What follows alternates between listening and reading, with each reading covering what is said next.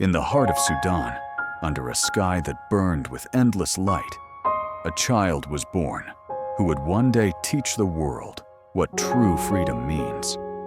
Her name was not known, not truly, for even her name was taken from her. They would call her Bakhita, the lucky one, a cruel irony for a girl who was stolen from her family and sold into slavery before she could remember her mother's face. She was 7 years old when men on horseback came, shadows against the sun, their whips singing through the air. They took her from her village, bound her wrists, and led her away into a life that would test the limits of human pain and divine mercy. For years, she was passed from hand to hand, traded like an object, beaten, scarred, branded. Her body became a map of wounds, each line carved by cruelty. Yet her soul remained a secret place untouched by hatred. She forgot her mother's name, but never the feeling of her mother's arms, and that memory became a seed, a small, silent flame that refused to die. When the trader sold her to an Arab master, she endured whipping so brutal that she could not move for days. Yet she would later say, she never hated those who hurt her. I was not abandoned, she would whisper years later. Even then, someone was with me. At the time, she did not know who that someone was. Her heart sensed a presence beyond words, a light that watched from within the darkness. That unseen companion became her only comfort as she was dragged across deserts, through markets filled with shouting men and the smell of dust and blood. At 13, she was sold again, this time to a Turkish general's family in Khartoum. There, her suffering reached its cruelest form. She was tattooed with knives, more than 100 cuts filled with salt to keep the scars visible. The pain lasted weeks. She did not cry out. She closed her eyes and went somewhere beyond the room, into the silence where that mysterious light still waited for her. It was there, she would say later, that I began to feel that there must be something greater than all this pain. The war came, and chaos swallowed the city. Bakhita was sold once more to an Italian consul named Callisto Legnani, who treated her with a kindness she had never known. For the first time, she was allowed to rest, to walk without fear of the whip. When he returned to Italy, he took her with him, across the sea, a journey that would become her exodus. She had never seen the ocean before. As she stood on the ship's deck watching the waves, she felt as though she was crossing not just waters, but worlds. In Italy, she entered the household of the Michieli family in Venice, caring for their little daughter, Mimina. There, in a land of cathedrals and bells, she first heard the name of the presence she had always known: God. The word felt like home. When she entered the Canossian Sisters convent with the child she served, something within her stirred. She saw a crucifix for the first time and was struck silent. The memory of all her beatings, all her scars, flashed before her, and then she saw in Christ's wounds her own pain reflected, transfigured. So this is the one, she thought, who suffered for love, the one who was with me when I did not know his name. She began to learn about the faith slowly, each word of the catechism like water on dry soil. When she heard of forgiveness, she wept.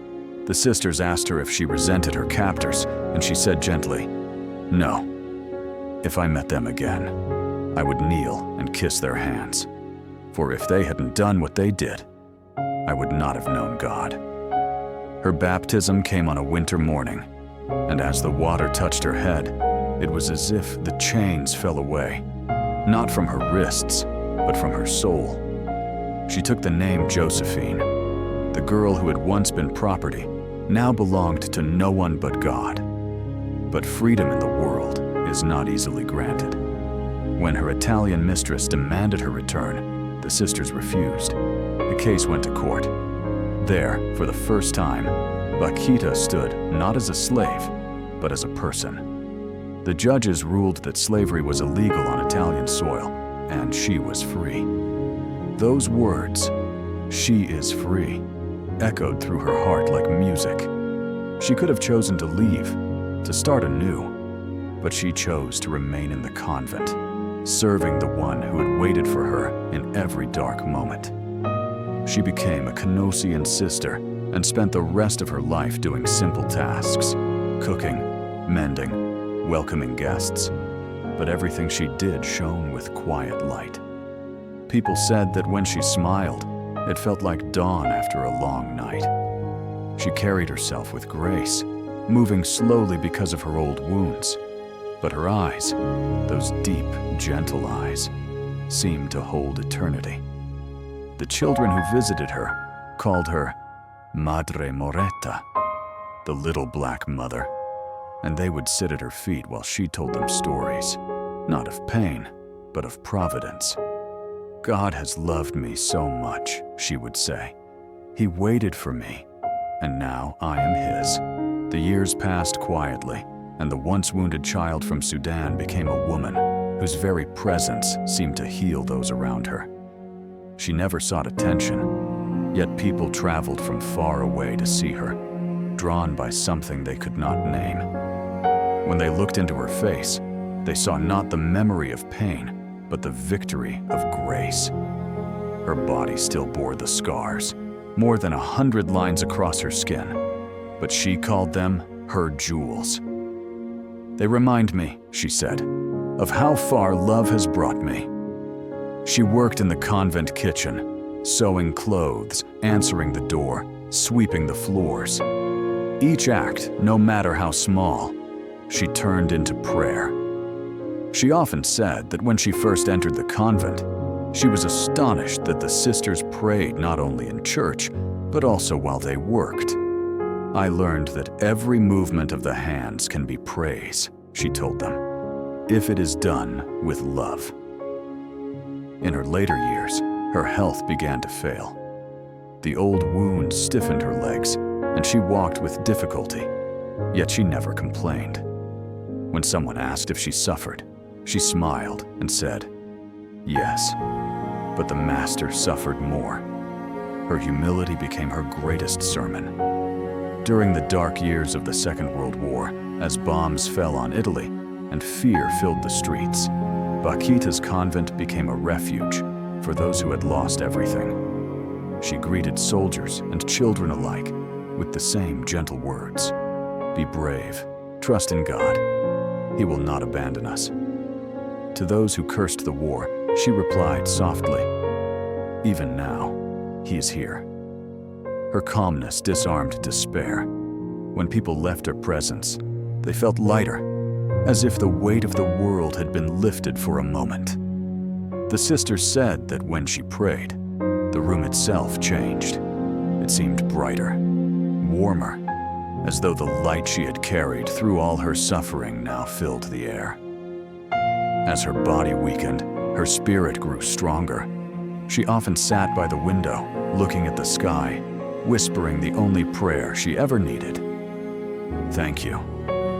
Those who tended her noticed that she never asked for anything except more time to love. In February 1947, fever came. She was 80 years old. As she lay in bed, she began to relive the days of her slavery. The nurses heard her cry out, "Loose the chains, they are heavy." Then, after a long silence, she smiled and said, "Our Lady, Our Lady." Her final words were, "Yes, I am going to my Master." At that moment, the bells of the convent rang, and the sisters said that a soft light filled the room, gentle as sunrise after storm. She was gone, yet her presence remained. The news of her death spread quickly. In a world still reeling from war and hatred, her story became a beacon. Newspapers called her the African Saint of Forgiveness. People who had never known her found courage in her example. For decades, she had lived hidden, but now her light could no longer be contained. Pilgrims came to her tomb, praying for strength to forgive. Many said that when they knelt there, They felt a peace they could not explain. In 2000, Pope John Paul II declared her a saint, calling her a universal sister for all who suffer oppression. He said that in her face, the Church sees the image of every enslaved and forgotten soul, and in her freedom, the triumph of God's love. Her canonization was not only for believers, but for the whole human family, a reminder that dignity cannot be stolen, and that forgiveness is stronger than chains. Today, her image stands in churches and classrooms across the world. A woman, once enslaved, now clothed in radiant light. In art, she is shown holding broken chains in her hands, her gaze lifted toward heaven. Behind her, rays of gold spread like wings. Those who look upon her image feel both sorrow and hope. Sorrow for the cruelty that scarred her, hope for the love that healed her. Her story has become a song of deliverance, sung by those still in darkness. In prisons and refugee camps, her name is whispered like a prayer. Mothers tell their children about the slave who became free, not by escaping her captors, but by forgiving them. And somewhere, perhaps in the eternal dawn where she now dwells, Josephine Bakhita smiles. She knows that the chains which once tore her skin have indeed become wings, lifting her beyond the reach of suffering. The camera of the soul draws back, across the red earth of Sudan, across the sea she once crossed in fear, across the convent where she found peace. The world is vast, but her light touches all of it. Her voice, quiet as wind through acacia trees, seems to say, "No one is truly abandoned. The Master waits for every heart." And the scene fades into gold, into silence, into the certainty that forgiveness is the music of heaven, and freedom is its echo. The chains that once bound her have become wings, and in their flight, the world learns again that love is stronger than every darkness, and that even in the deepest night, God's light never dies.